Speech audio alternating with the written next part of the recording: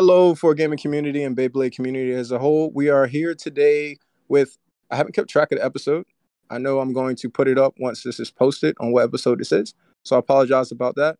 But we have myself and Crisis here as usual. And we do have an interview today with DeceasedCrab. Now, I know a lot of you, or everyone, I think, involved in WBO knows who DeceasedCrab is. We have talked about him in a couple of episodes. He is very involved in the tournament scene, the Maryland tournament scene. He is also very involved within the WBO. So you want to go ahead and I guess say hello and introduce yourself? Huzzah! I'm DeceasedCrab, and I play a lot of Beyblade, like a heinous amount of Beyblade. Yeah. So much Beyblade that I've had to limit myself recently on how much Beyblade I can play. Yeah. And thank you for joining us today. I had a lot going on today, so I kept pushing back the time, but I appreciate you for your patience. You as well, Crisis. And Crisis, how you been, man? Because I didn't even say hello to you. We just jumped right into this. No, it's good. I'm doing all right. We moved my mom out of our basement this weekend, so it's been a long week. Oh yeah, it's been eventful. Yeah, I haven't had too much going on. I'm about to.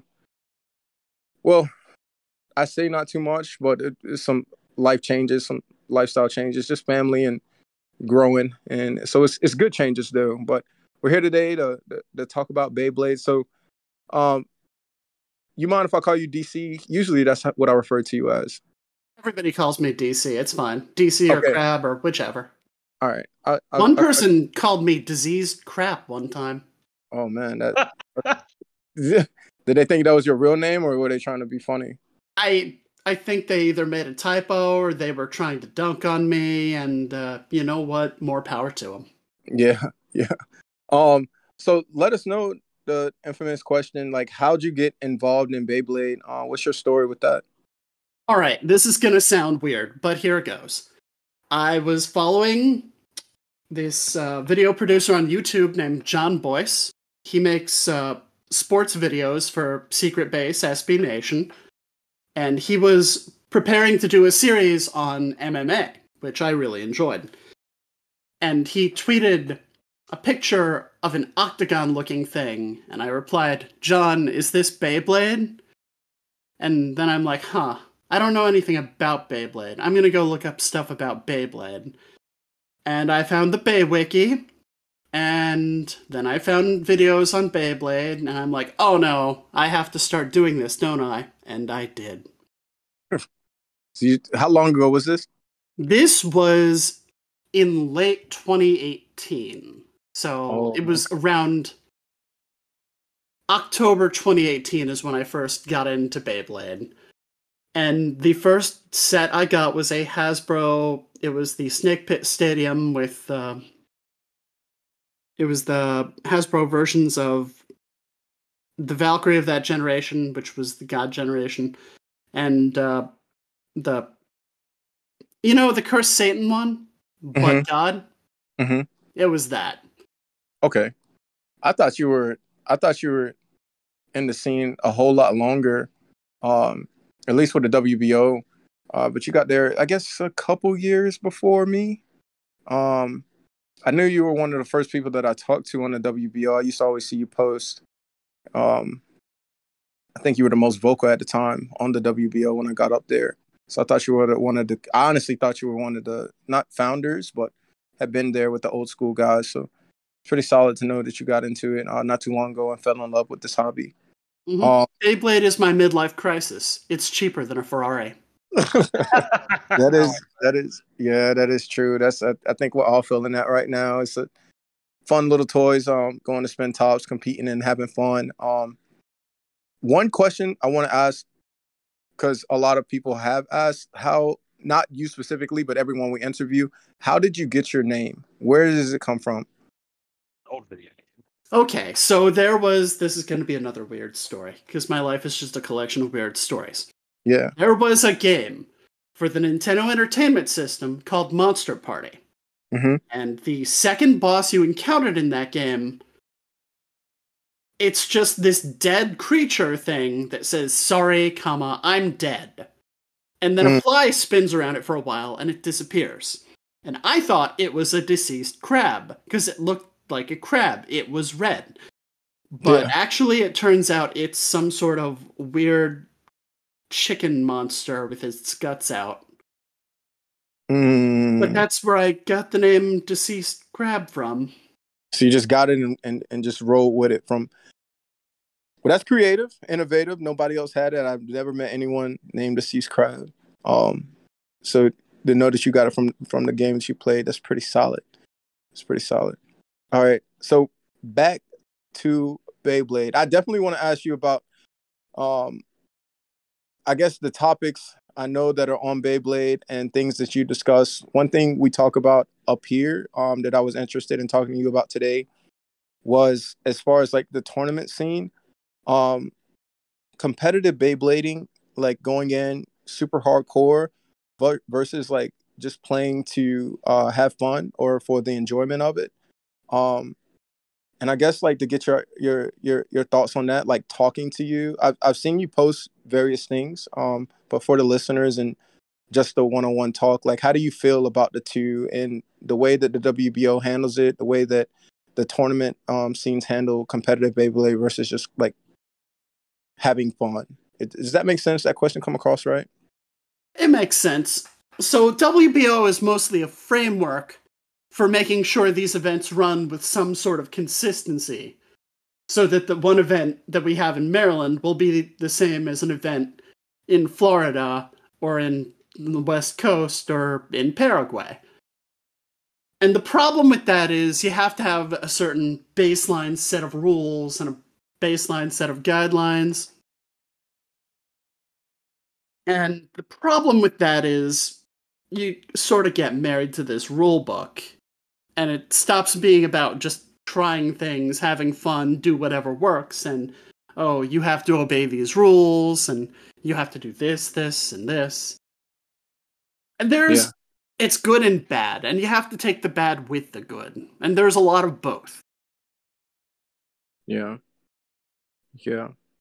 I think when I when people, are you referring to like when people get too heavily involved in the rules to where they lose the fun of the game and enjoyment of just playing?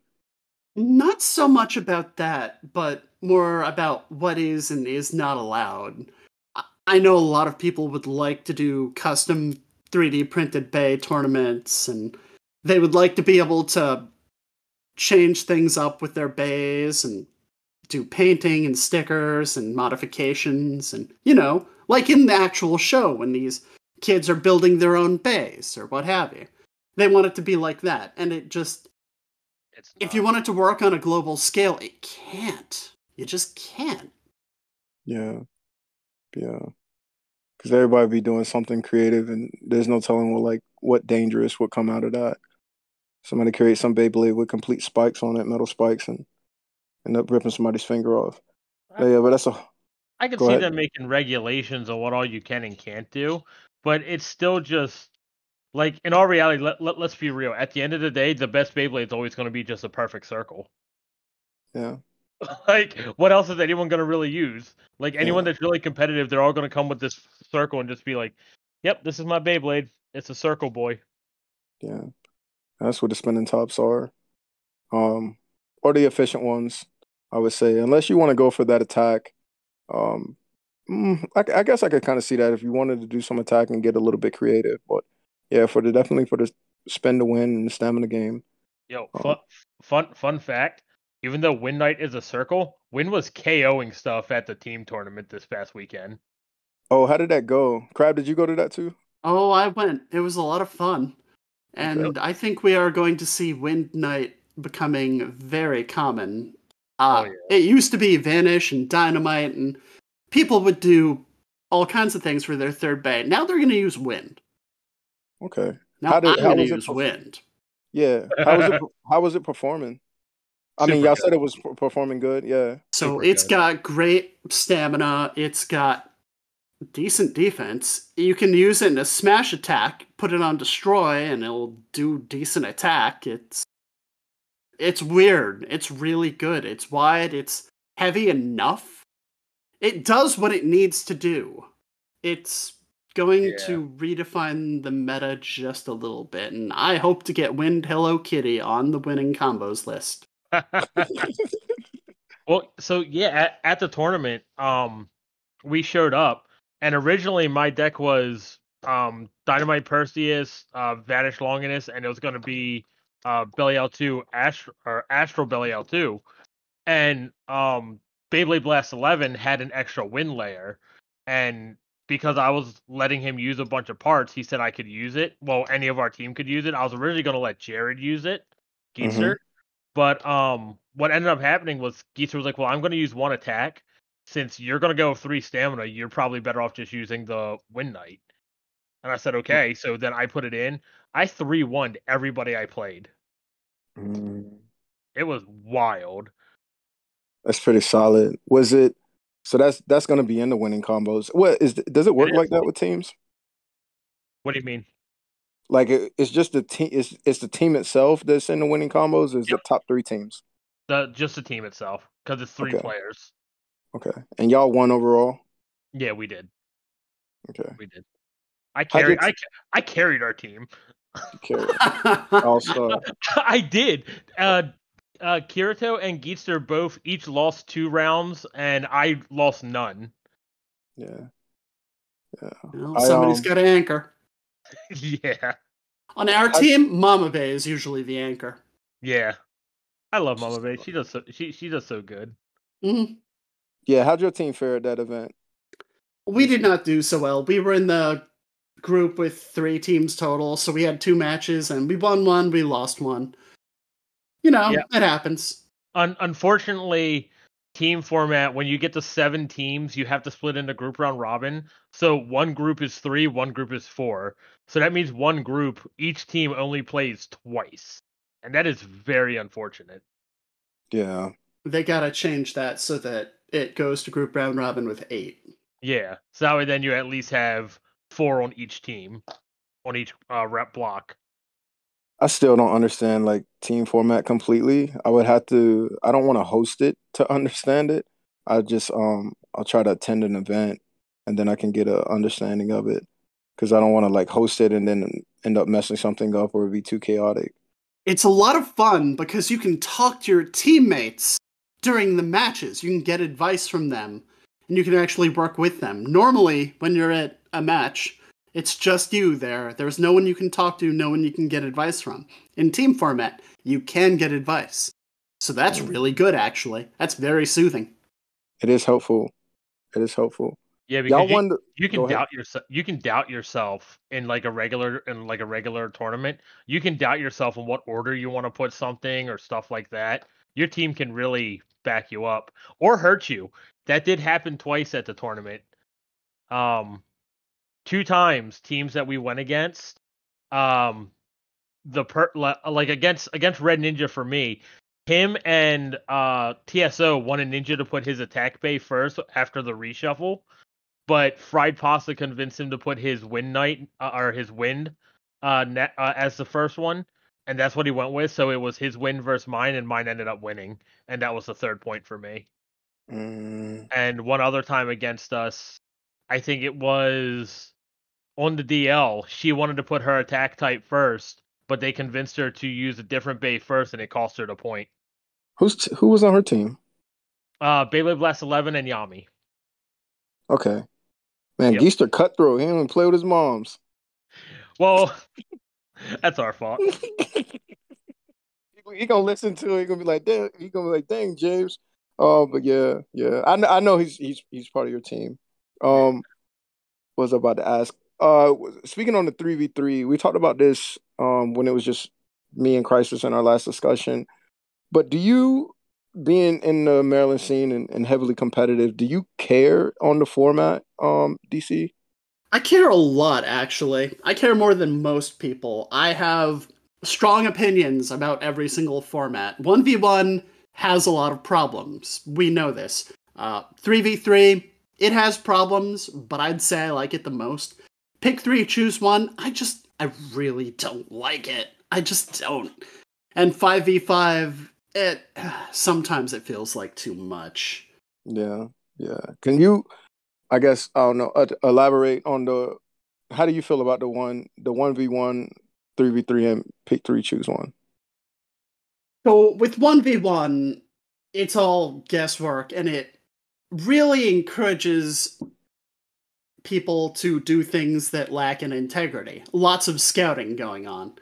Yeah. Lots of trying to predict what your opponent's going to do, and too many mind games, and not enough, I don't know, Beyblading. Yeah. With pick three, choose one, you have this terrible moment of looking at their base, looking at your base, trying to figure out if you have something that can beat all of theirs.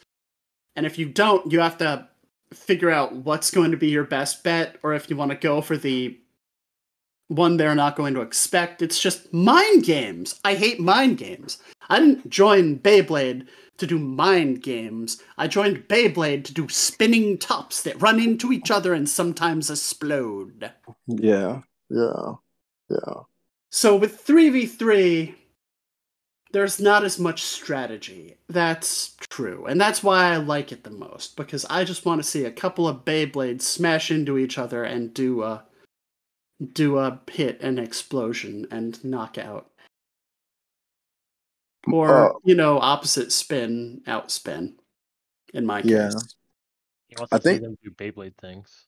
do Beyblade things. Yeah, I think it ran into, I remember with 1v1 heavily, I strongly disliked the scouting. Like it wasn't necessarily the scouting, because I can see that, like you want to know what your opponent may be using, but it was the maliciousness of when you're doing like that last second scouting and you see what they have and then you go and change your Beyblade to hard counter them.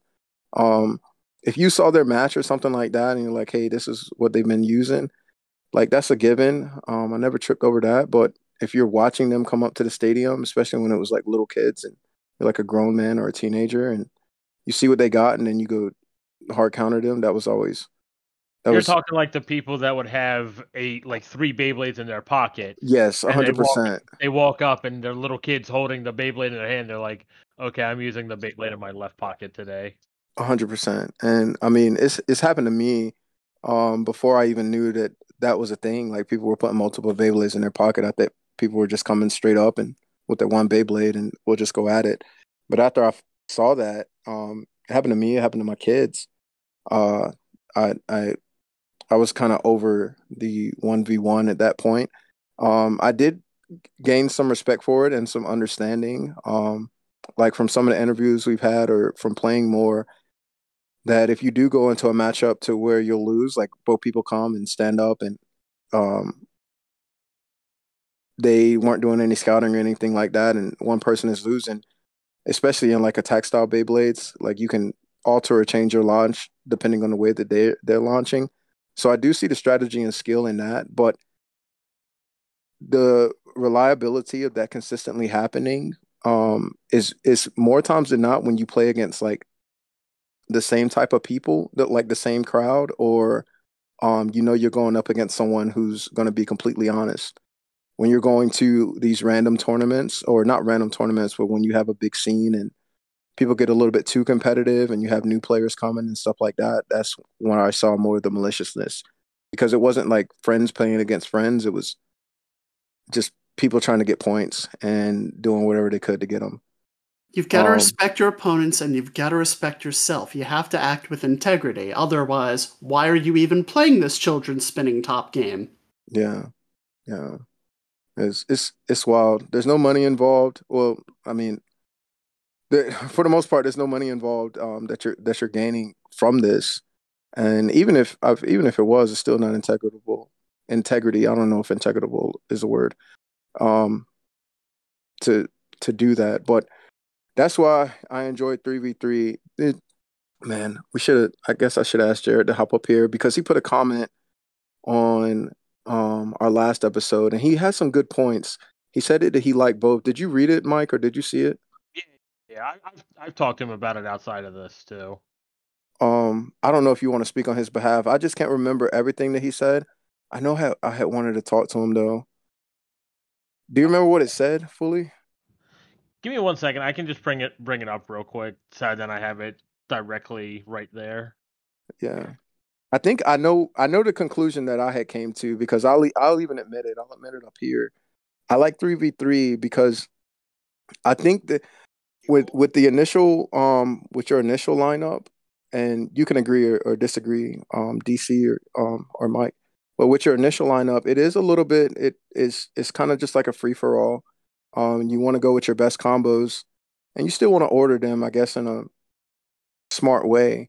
But the skill or the strategy comes in with that reshuffle, like you said, Mike, when you went against Red Ninja. If he had went with attack style, he probably could have had a better chance with that first combo versus with going with stamina and doing a stamina matchup, especially if he knew you had three stamina Beyblades. You had three staminas, right?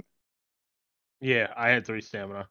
Yeah. So it probably would have been better to go with attack. I'm not Red Ninja, if you're listening, I'm not down on you. Know your team, but um, that's when it comes in. Like if I know he has three stamina, I don't want to try to play the stamina game or try to worry about that. Like at least if I did go with attack and I'm not good with attack, but it's better to chance it. Just to be instead of being in a mirror match or getting outspun in the same spin. If my opponent is decent with stamina, um, and but what I was saying is I like 3v3 because I have the most success in that. I'm not gonna lie about that. So that's one of the formats that I really enjoy. I've only done pick three, choose one because I think our argument was, the old school players like that format because it is more get mind games and they can win against the um I guess the I don't want to say newer players like they want to smash on new players. It's not that, but it takes the luck factor out. So there is no luck and it's just like straight up skill. Um, and when it comes to that, of course, you would favor the format that gives you the best opportunity to win. And I think that's with anyone, because I'll admit it first. That's why I enjoy 3v3. Um, but I am willing to do a pick three, choose one. Did you So, have a comment? I didn't want to just keep go. You can go. well, I was just gonna say, basically, Geetster's view on it is that 3v3 is definitely like the more fun format, but the problem he has with it is sometimes you get into matchups where, like, say you pull out an attack bay, they pull out a stamina bay. Well, as I feel, when you're playing stamina against attack, there are many things to take into consideration, like where to launch, because you can adapt to their launch style. Like if I play against someone in 1v1 and, Yeah. after they get 2 points and I see where they launch, I move where I've launched and Mm-hmm. and then I just get 3 points right out of the way because I adjusted myself. In 3v3, you don't get the time to do that. Yeah, you just get that one battle and then it's over. Yep. Right. And that's what Geetzer was basically saying he doesn't like. Um but he was also saying what he doesn't like in pick three choose one is half the time when you make like a deck, you've already pre-picked what Beyblade you're going to use throughout the whole day. You just make the other two just to kind of sway your opponents into of making a bad choice. Yeah. Like so it's like Yeah. you're still basically playing single bay, but you're just trying to mind game your opponent. Yeah. Yeah. That was just his comment. Crab, what do you think? I think I don't like mind games. I've had a bad history with mind games throughout college and afterwards. Don't like. I don't like games where it's all about metagaming. I like games where you do things and get clues and work with what you've got. So that's why I like pick three, choose one, because it leads to nice chaos. I like a good chaos factor. Yeah. 3v3 or pick three, choose one. I mean 3v3. Did I say pick three, choose one? Yeah, it's all good. Yeah, I'm sorry, my brain is broken right now. Yeah, And always. it's a lot of formats. It's a lot of formats. Um, yeah, I agree with that aspect on what Jared said because it is going back to it is going back to what I said. Like when I guess in that aspect, it kind of takes away that 1v1 to where the scouting is, but it also can implement you to use the skill. So whether you're playing against someone new or you're playing against someone old, you do have that time to make that adjustment. Um, I guess I don't know. I guess it just had to be more experimental too, because y'all haven't had that many pick three, choose one formats up there, have you? We don't run pick three, choose one all that often because most of us don't like pick three, choose one. TSO loves pick three, choose one, and she made sure that Beyblade East 2022 was going to be all pick three, choose one. But everybody else, a lot of people can't stand it, and we try to run other things. Yeah. How did that go? Like, we touched on it because we knew, or Mike knew who won in the events, but neither one of us attended. Did you attend? I attended all the tournaments. It was a lot of fun. How'd it go? Yeah. Oh. It was good. I didn't make it. I made it the finals in a few of them, but I got eliminated like in the quarterfinals each time. I learned a lot about the Metal Fight formats, and I learned a lot about the zero-G based stadiums, and I learned a lot about. There's always just so much more to learn. Yeah. And it was good to just try things. There's one thing about this game. You actually, like, if you pay attention, learn a lot. Yeah. I remember looking on the forum and seeing various things, and when I first got up there and I was like, it's Beyblade. Like, I understood there was science in it and making your combos. But it takes so much more than just making a good combo to be able to win, especially when you're in those hard counter matches and still finding a way to pull out a win. Like you said, from changing your launch style or the position of your launch, not with just stamina, even attack and things like that, to prevent yourself from getting KO'd or to be able to outspin your opponent by having smoother launches and things like that. So I'm still learning. We had a competition not too long ago. I won't have another one until October, the same day y'all are having y'all's up there. Yeah, I think Robert said he's going to come down to yours. Oh, he is? Yeah. It'll be good to see him. I haven't seen him in a while. I don't think he's played in a while. No, he hasn't gotten to play in a while. Yeah. All right, DC. So, did I ask you how you feel about like the state of the WBO now? I don't think I did. I think I asked you about the tournaments. Yeah. Well, I've sort of backed away from engaging on the WBO forums over the years. I used to be staff at one point, but I stopped that. I was, a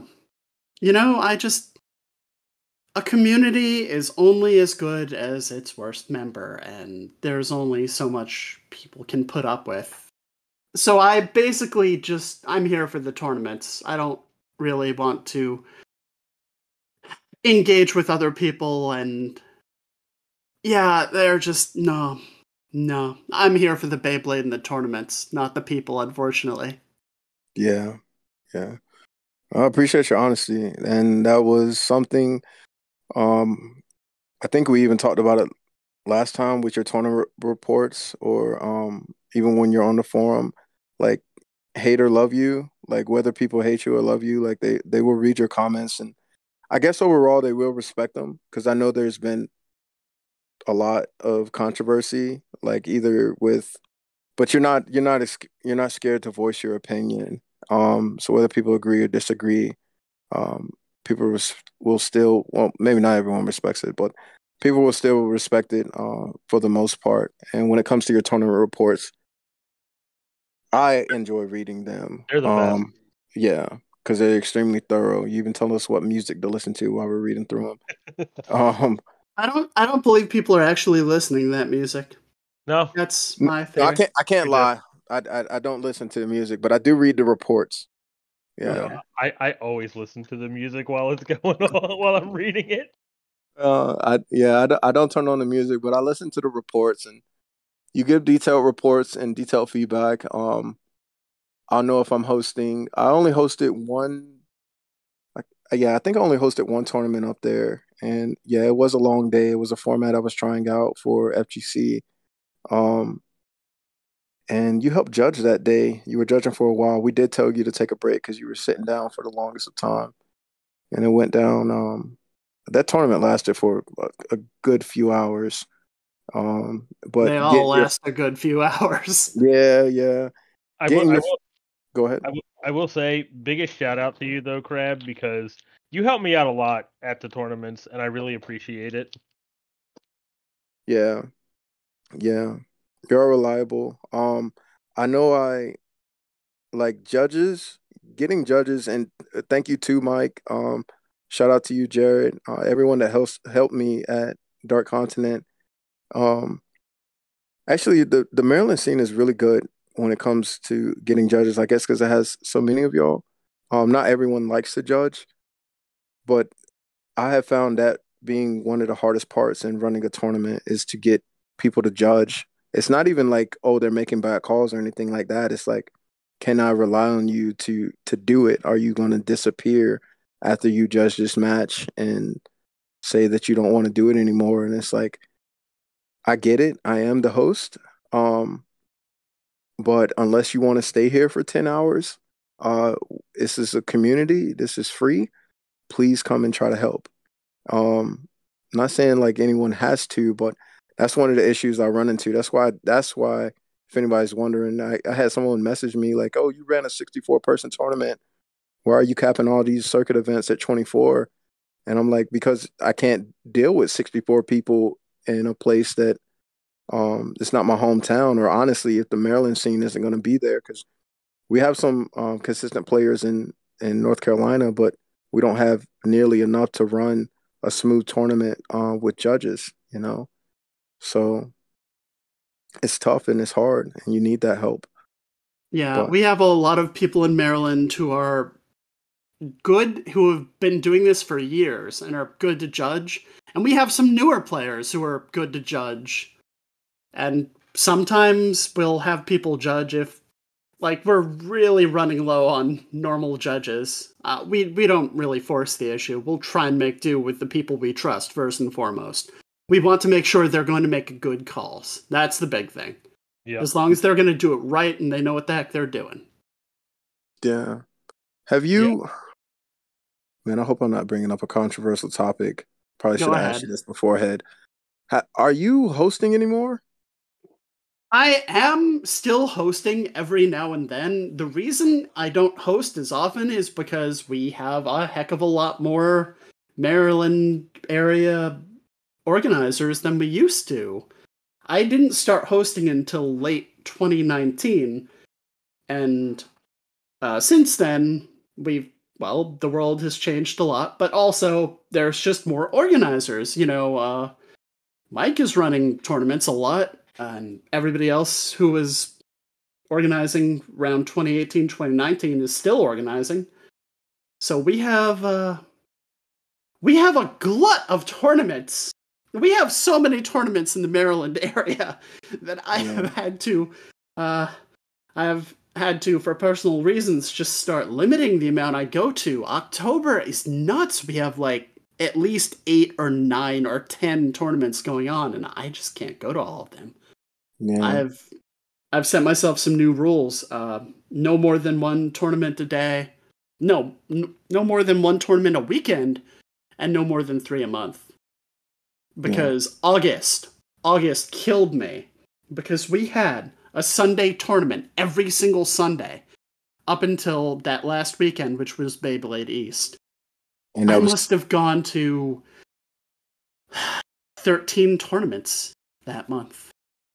yeah, yeah. Because I know Nightwing is hosting the Bladers Kingdom, but he also hosts WBO ranked events. Yeah, I think this Sunday is he's hosting a 3v3. He is. Yeah, I think so. So, dang, Just solid. a regular 3v3 tournament, which is good. Like my whole thing is, I started hosting because TSO and them mostly only wanted to host classic and metal fight because that's the formats they really love, and I only own standard stuff. So I was just kind of like, well, if I want to play, I have to, I guess, host them. So that's how I started hosting.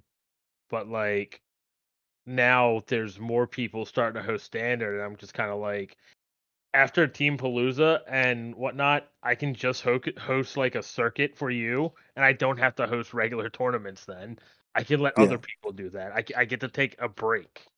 Yeah. So good. Yeah. It is. I was thinking this to myself, like it is nice hosting and I enjoy it. Sometimes I will say I do feel obligated because I know in certain areas, at least down here, like between mainly just North Carolina and Georgia, I'm the only host right now who is hosting, and I feel obligated to run around because I don't want the communities to die, you know. Shout out to Frost. Frost just had his baby. He is the other host in the area, but he has, family and life happens. But without the two of us, our community here, like Beyblade, as far as the competitive scene, would kind of die out within the WBO at least.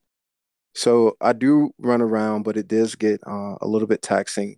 Or I won't say a little bit taxing. It does get taxing. That's why I'm only really doing just one a month now, and that may even slow down a little bit soon because, like I said, there's some life changes going on with me as far as career and lifestyle. But I'm gonna still keep playing. Story's still gonna keep going on. But yeah, if you're listening, and not just in North Carolina, Georgia area, like any area, if you want information or help with hosting, there are tons of stuff on this channel, on my YouTube channel, as well as like feel free to reach out. And even with prizes, I will 100% help with prizes. I have no problem with that. There's a lot that can be done for support. And if you're nervous about that first time doing it, like I would say, don't be, it's easy to be like, well, if you're nervous, just not be nervous. But um, it comes with it. I was nervous with my first one, and but you'll get used to it, and you'll see they'll run smooth, especially when you have support, even if it's not there. Like they were in the Maryland scene, y'all 100% good. Anybody could come up, even if they run their new organizer and they run it completely ridiculous. There's so many people there that know what they're doing that they'll help out. And even if you didn't, you can always phone a friend because I'll call Crisis in a heartbeat. I'll call Frost. I'll call Shindog. Anyone that can help me out if I get stuck on a rule or a call or anything like that. Yeah. Yeah, the last tournament that I knew, have you hosted one since you had that Pro Series experiment? I think I did boring tournament, and Boring that Yeah, one tournament. was boring tournament. boring tournament was great. That was just burst standard 1v1. It was Mhm. it was a good time. Dynamite Perseus Mhm. everywhere. Is that what everybody was running? Just about. Pretty much. I've been running Belial 2 on my Dynamite because I've been trying to use the burst stopper more, but I don't launch hard enough to make the burst stopper come out, so no point. I should just switch back to Perseus. Are you using the Yeah. black one or the red one? I was using the red one. The black one comes out easier. That's my problem. I was getting greedy, trying to get the DB lock on it. That's what. Yeah. Yeah. I remember And the that reason I was tournament. doing that was because of LJ Blader's bearing dash. Oh yeah, Oh, that was heartbreaking. that was. What, you I were know. losing to it? What happened at the team tournament, the Team Palooza event we had last month, is that LJ Blader was just really struggling in his matches, and he was bursting unexpectedly, and he had been saying, "Oh, I've been bursting a lot on this layer." And we did some testing after our first round matches, and we had like 5 or 4 of those, and it was stressful. Everyone, we had 4 of those. And we come to find out that his bearing dash is just completely busted. The spring is weak as heck, and he needed a new bearing dash. Oh man, that's crappy. That's crappy to find out at a tournament. Yeah. Especially once you've lost a couple of times and you're like, man, it's bad Oh, he mold or didn't. bad He springs. lost a couple times, but the team won. Yeah, they ended up winning. Yeah. Yeah. Yeah, y'all won the first one and Crisis, your team won the second one. Well, see, our team didn't get to be our team in the first one, so that was unfortunate. We fought hard. They did. No, I was with 2 randoms and Jared was with his mom. You guys played Jared and them in finals, didn't you? I believe so, yes. Yeah. Geese or Yamin on the down low. They're really good. Mm-hmm. Jared's mom is like nuts with attack. It's the Yeah. parents you have to watch out for. Mama Bay on the DL. Maybe even Papito. You have to watch out for them. Who is Papito? Broito's dad. Okay, they should form a team. They should form a team. Except, no, Mama Bay is already on my team. And by my team, I mean LJ Blitter's team. Yeah. What Crab's saying is he's not giving her up. Yeah, he's not giving up Mama Bay. She's solid. I remember meeting her. I can't remember the first tournament that she was at. That I saw her play. Oh yeah. The first tournament I was at, and I played against her, and she knocked me out of finals, out of making the finals cut. I think she and I went was on pretty to bummed win out. that tournament. I don't know. I don't think she won that one, but she had the one after that in Virginia. She won that one. Yeah. And yeah, people were sad because I remember hearing about the events of that tournament. But she's solid. Like all she'll ask, she'll be like, "What direction?" Which she can 100% ask, "What direction are you going in?" And let her know, and she does work. Yeah, she's She a great makes player. combos win that normally shouldn't win in that matchup. She just makes it happen. True. I don't question it. She's just really good at that. I've seen her win against Bering in the mirror match, or she's using Zone Dash D against Bering in the mirror match, and I see her win, and I'm like, that normally does not happen. What? I don't get it. Yeah, that's when people start like doubting themselves or try to be like, "Oh, cheating." Like, dude, Yo, Mama's Bay is not. She's not cheating. She just knows how to play. Her son plays well. She's been to more tournaments than probably the majority. I won't say us, but she's been to a lot of tournaments. She's been coming to a whole lot even before she was playing. So she understands this game extremely well. she's been playing in tournaments more than most other parents. Yeah, probably more than most other kids, to be honest. So I would say like maybe just not the organizers or like people who've been playing for years upon years, but she's been involved for a very, very long time. At least I can say, well, I say very, very long time. I've only been in this for 2 years, but within the last year and a half, or maybe the last year, I know she's been playing. All right, so I looked it up. She has 10 process tournaments on record so far, and she's won one of them, got third in another, and her registration date is September 21st, 2021. So happy 1 year Beyblade anniversary, Mama Bay. Oh, it's today. Yeah. Yeah, happy anniversary, wild. Mama Bay. Happy anniversary. Yeah, this will come out in a couple of days, but still recording it. We are recording this the 21st day of September. Um, shoot, you had triggered me a little bit with the processing of the tournaments because I'm a little bummed out if you're listening WBO because I don't know what's going on with the processing of tournaments right now. If y'all need help, please let me know because I don't mind getting in there and trying to process some stuff. It's Because never usually been a fast process. It's always been slow and painful. it's been slow, but I remember at least it would move to the unprocessed events. There are The stuff, times there are times when a tournament is processed in like 2 days time, and then there's times where it's processed in 2 months time. yeah, and it's wild. Like I don't want to. Well, it is negative. It's just wild because we had 2 weeks to put our stuff in, um, or it can become an issue.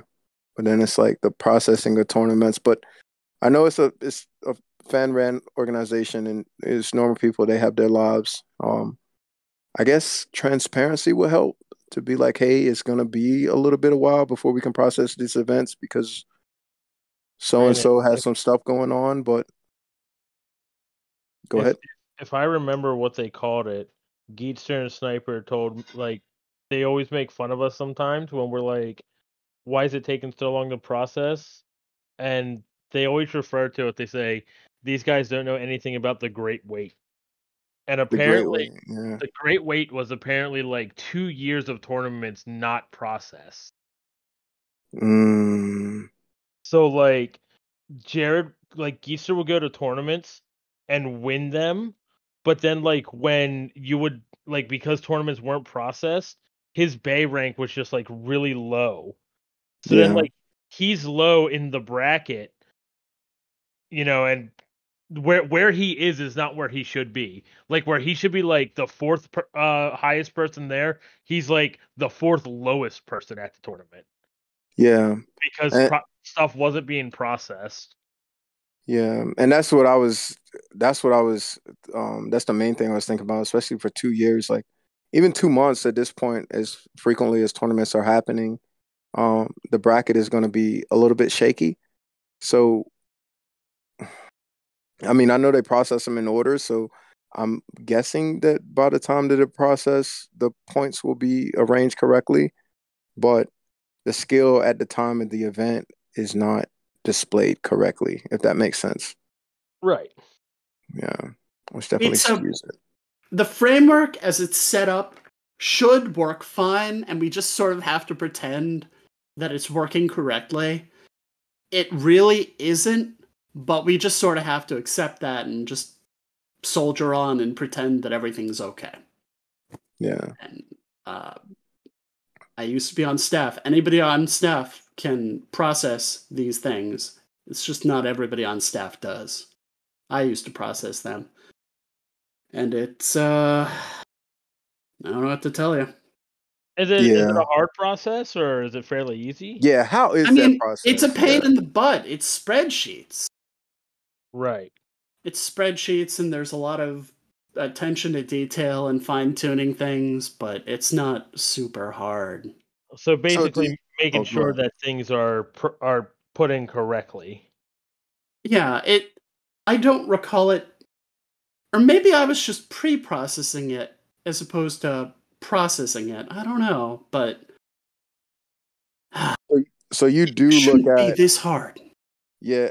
I guess maybe what Mike is asking, what I wonder too, because is it? I know, and for those of you who don't, whenever we as the organizers put in the tournament, we put in everyone who wins and loses. So you all will see the spreadsheet that's on the thread. And we'll put that in and it'll show all the matches, the winning combos, everyone that attended. But we also go in on the WBO and we put in every single match that was there. So who won, who lost, and who are the top three. And then we hit the submit button. So I guess on your end on staff, what I don't see or what I haven't see, are you all double checking that information or are you just clicking buttons to be like, this is good? It wasn't just clicking buttons, there was more to it. But it's been 2 years since I did that, so I don't even know. Okay. All right. Gonna That's something I've always been curious about because I was thinking it was just like not a hominis dominus, but just like a okay, this is click, click, click, But if it is a process of looking at the spreadsheets, looking at the challenge link, and then looking at everything that we put in to make sure that it's right, I could see that being a little bit of a headache.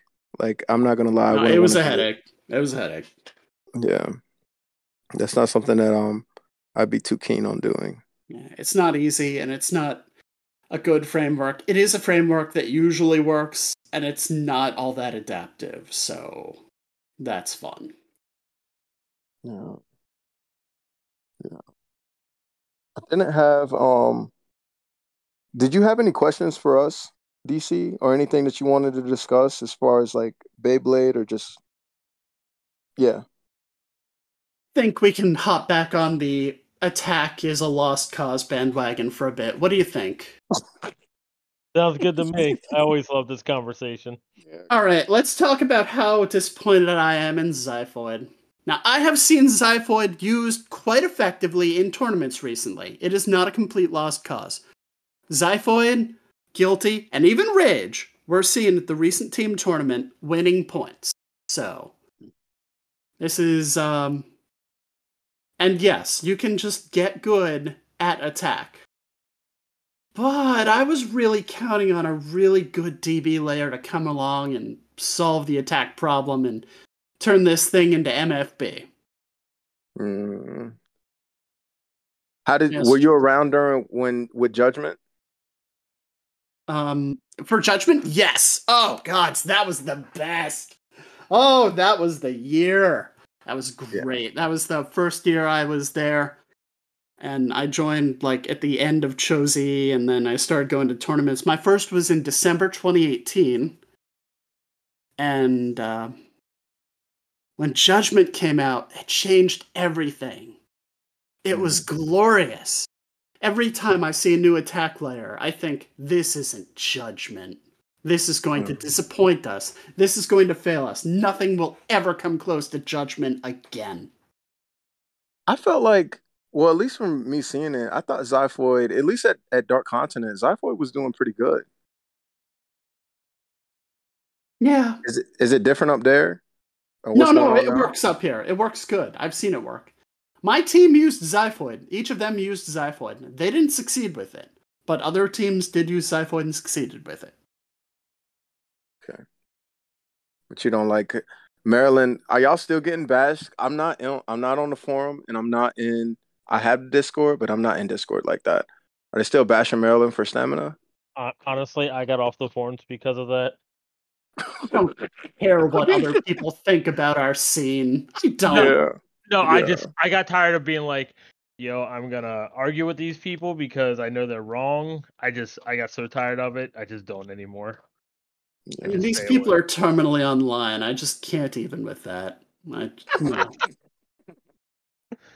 So, hey, rest of the world, if you don't like how Maryland does things and you don't like our winning combos, too bad. Yeah. Hey, I'll say one thing. Triple Stamina got me there this past weekend. Yeah. Hard to argue with results. That is quite facts. I think that's why I like to see different regions or different players come from other regions to go to one, and then you could see like really who's on top. Because if you're just arguing just to argue on the forum or on Discord without the facts, because it may work with you and in your local scene as far as attack goes. You may not understand some things that you see on the winning combos, but until you play against this scene or you play against this specific player, you can't really say like talk junk about them. That's why Dark Continent was so good. Yeah, I enjoyed it. I wish Crab could have went, but I know Crab doesn't travel that far. Yeah, where are you willing to travel more than 2 hours for a tournament? I got you. I can see that. It is Beyblade. I did go to Beyblade West in 2019, and that was a lot of fun. Mm-hmm. I think you would have had fun at Dark Continent. I think you would have too. There wasn't. I won't say there was any drama. Like there was like maybe one issue that wasn't even an issue. It was over with before pretty much it began, and we went on with what we had to go on. But it was a lot of regions that came together and seeing I won't say different metas. There was only one region that had a different meta. But I think it was more on the players' skill and utilizing the base that they had that was really unique and cool to see. But Zyphoid was doing work that day. Granted, that was the first time Zyphoid had been in a WBL tournament. That was the week of release, so everyone was like, let's play with it. Yeah. And it did do well, at least for the users. I don't have Zyphoid. I didn't have it that day. I went 3-3 also. Did you guys get your random boosters? Yeah, our random boosters are in, and they're all gone. But do you have any for you? I could keep some. Now that y'all are talking about how Wind is doing, I might get one. Because I do have some. A Wind. Huh? Get a Wind. Yeah, I probably will keep one. People that are listening are probably going to start emailing me. I do have some Beyblades, some more like full sets and random boosters that are not uploaded on the site, and that's because just some things that I had to do for the business. But I might open up one of the boxes to keep for me for competitive usage, especially the way y'all talking about it. I thought it was going to be super light. Is it? But the way y'all are saying it's like it's good for everything. Give me 1 second. I can tell you how much it weighs. I literally have my scale right in front of me. I'm gonna pick mine up in a second. Mine is 13.09.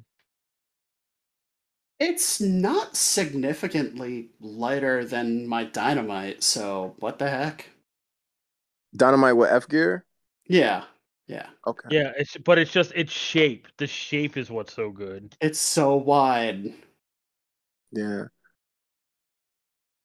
I was trying to think of the Chozi bay. What was that bay? Was Air Knight? Air Knight? Yeah, Air Knight. Air Knight was not a success because it had, Divine. It was the Divine of the Garuda series. Oh, okay. It's got those raised parts. Like, here's a gap that you can get really messed up on. Yeah. I don't know why they do that, but TT loves doing that. They keep releasing layers. Look, we have a huge problem with this layer. It's new. Please buy it. Yeah. Solid. I will probably. I don't really want the prize bay. I want the one that was I think Carbeus. It was Win Carbeus. Yeah. That's the one I want. Yeah. I mean, you almost get the entire bay. The only thing you don't get then is the disc. But I mean, in all reality, you could just take the Winker Bayus and the what's the other one? The Devil Excalibur, and you have both, and you have the entire bay, except for the night chip. I don't know how good the night chip is. I haven't tested it. Okay. But I mean, win no matter what is nuts. Yeah, I can get Zyphoid out of that set too. I probably will open up some boxes and make my own custom combos or test them out. I'll have a tournament. I got to think of where it is. It's in Raleigh, I think.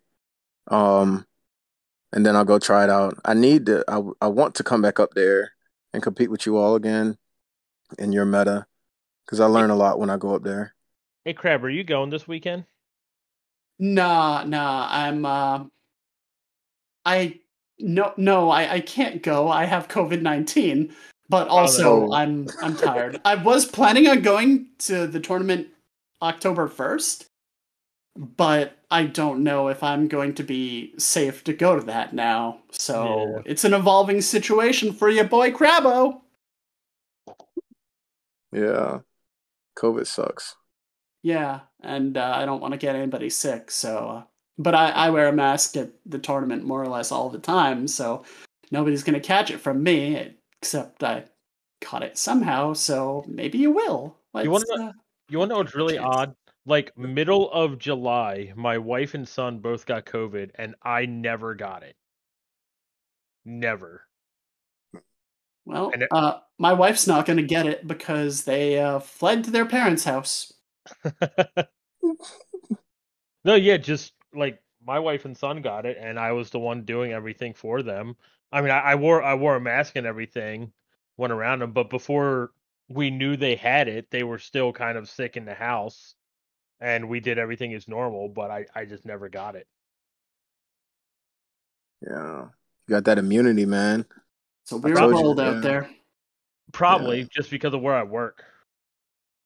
So am I going to the tournament this weekend? Nah, probably not. Fair. Solid. Who and this is Nightwing's tournament on Sunday. Yeah. It's capped out? No, I don't think it is. Mm. I don't think it's capped out.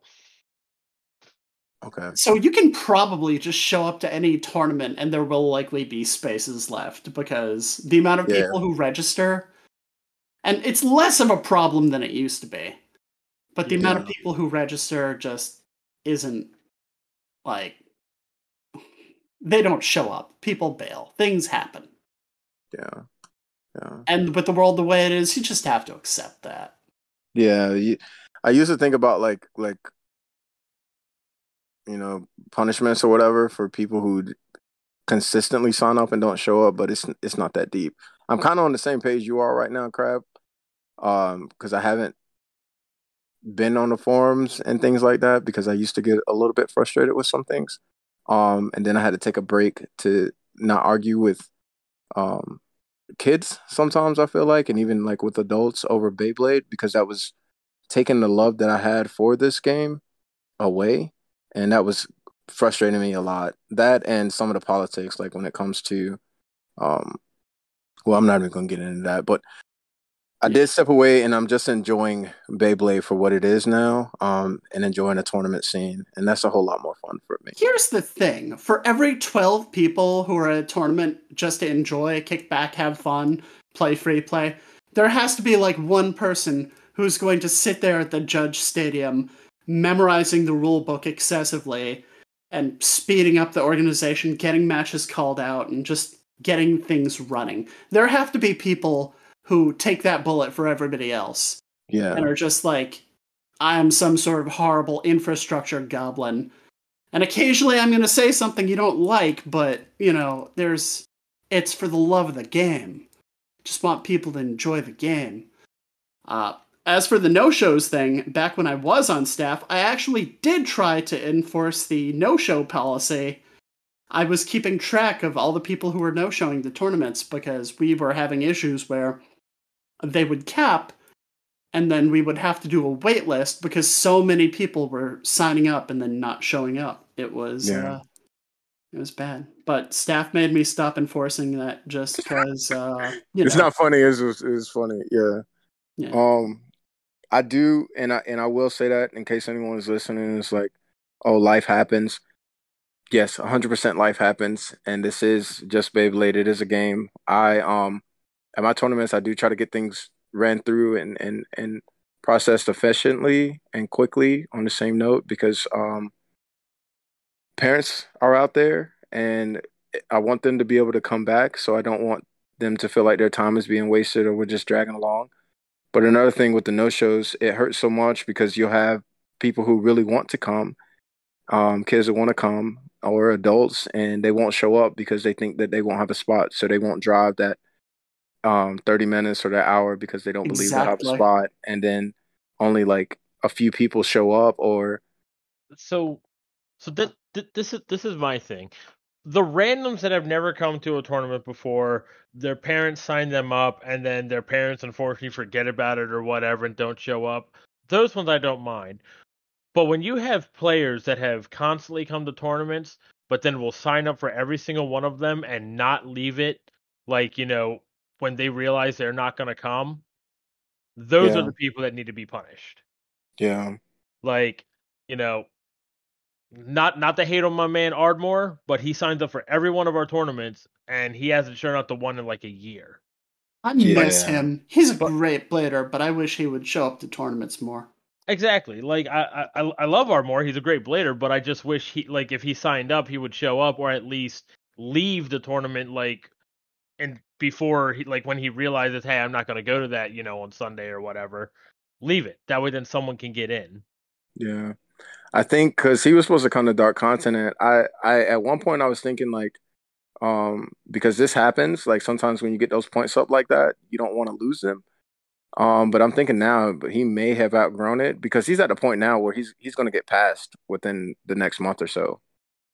Um, at least from what I've seen, or honestly, as soon as these tournaments get processed from Maryland Crisis, you may pass him if I was looking at it correctly because you're second or third, second and third. It's Ardmore, then I think TSO, Geetster, then me, but they need to process Beyblade East, which had a classic tournament in it. So that will affect Geetster and TSO.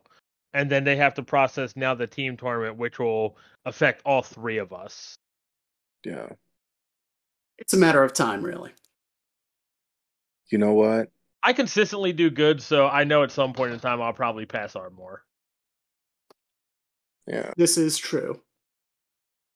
Yeah. Like I do have some times when I don't make it, but Yeah. Solid, solid. Thank you both. Did y'all have any last things? I'm just gonna coming up on Yeah, time. I've got a last minute hot take if anybody wants. let's go. Go ahead. Go for All right. Bay rank is inherently meaningless. Yep. it. That's my Okay, last yep. minute hot take, but I can actually back that up because ELO, the system, it's based on chess. The chessboard never changes. The chess pieces never change. And Beyblade, the rules change, the chessboard changes, the pieces change all the time. So Bay rank, not an actual number with any meaning. Mm.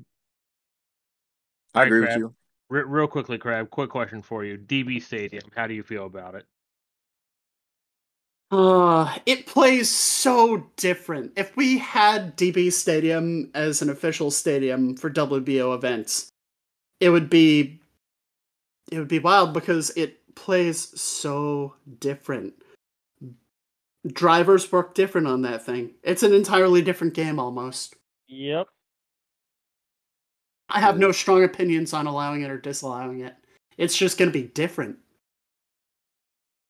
That's my thing. I want organizers to have more customization of their tournaments. A little bit more freedom. I wanted to take a second to hop back on because this is a thought that popped in my head, but I was gonna bite my tongue on it. But you brought it up with the rank. So I was thinking about these tournaments. Let's say we're all at a tournament right now, and because it's the same as what Geiser was, what you said, like Geiser being in the bottom four. When you look at the rank and when we structure our tournaments, like the top whoever will be go against the lowest whoever, and that is how you get your Bay rank. Because if you lose to someone with a low Bay rank, you lose a lot of points. If you win against them, you just gain a couple. Excuse me. But once that is with these events not being processed like that, it makes it even more meaningless because even once they're processed, if they were processed on time, a lot of the matches that are happening months after another tournament or something like that wouldn't have even happened. So you wouldn't even be going against these specific players because they have that rank because in all actuality they don't. Does that make sense? It makes sense. Yeah. So it's like even like we're adding to it. I mean, I know it still matters to a lot of players in their rank, but what you said in as far as it being meaningless overall, I do I feel that 100%. Like and I'll say it, the circuit it does have a ranking. That ranking is there more so because I know Bladers like to have their ranking. Anyone likes to have their ranking. Doesn't matter you playing Beyblade, Yu-Gi-Oh, basketball, whatever. Like you want to see your rate or your ranking. But when it comes to actual skill of the game, Jared has said this, or Geezer has said it at one time. The rank doesn't always show that because who was it? Zector? Sector. Yeah, when he came over there, his rank was low, but he had been to a couple tournaments and he won the tournament, you know, and you might be like, oh, who is this new guy, like random, but he plays. He plays really well. And he ended up getting a lot of points and he shot up from things like that. But it's like you don't know necessarily from the rank. So you can't just be like, oh, this person's low rank or they're not on the leaderboard, so they're not the best and this and that. Um, but yeah, I'll digress from that because I've spoken on rank a couple of times. But thank you for bringing that up. Yeah. Yeah. I'm always glad to dunk on the whole rank concept. Yeah, appreciate it. Yeah, I think that's what got me thinking on your concept. I think that was more I was asking about, and I didn't allude to the ranking because I was thinking more about the rules. But the highly competitive and or those who are more concerned with their rank than actually in going out to play Beyblade for the competition or having fun with it. That kind of led also to the scouting and the cheating because you weren't winning money, but they didn't want their points to go down. So they would be like, "What's this new player using?" You know, and it's like, yeah. But thank you both for getting up here. I know it's pretty late. I appreciate y'all patience once again. Thank you, No, that's everyone. fine. Glad to be here. Yeah, yeah. Yeah. Thank you for everyone for listening. Hope you enjoyed the episode. Send us any questions you have. I want to shout out. I don't know if y'all know him, Mr. Pokey. He did message me. So I just go ahead and shout your name out because I know you're listening. Is he in Maryland? Yeah. He's in the Yeah. Maryland area. Yeah. Yeah. All right. Yeah.